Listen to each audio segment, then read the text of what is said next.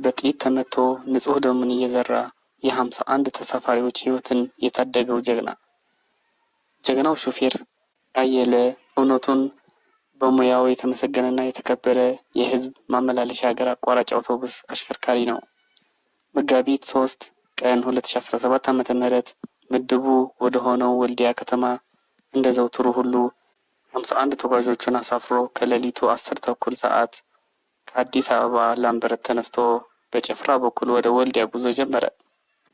ይሁን እንጂ ከረፋዱ 4 ሰዓት አካባቢ አፋር ገዋኔ አካባቢ እንደደረሱ በእምነት የተሳፈሩት ወገኖችን እንደያዘ ሀገር አማን ብሎ ወደፊት እየከነፈ ባለበት ወቅት ማንነታቸው ያልታወቁ የታጠቁ ኃይሎች ጀግናው ሹፍቶቹ ሹፌር አየለ አናቱ ላይ አነጣጥሮ በጥይት እሩምታ ያወረዱበት ጀመር።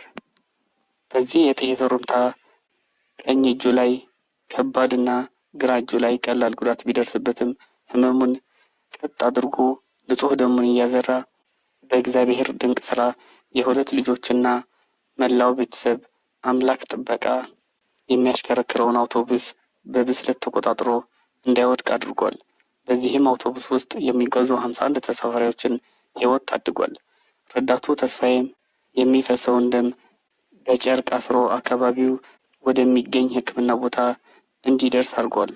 ሹፌር አየለ ወደ አዲስ አበባ መጥቶ ሕክምና በመከታተል ላይ ይገኛል።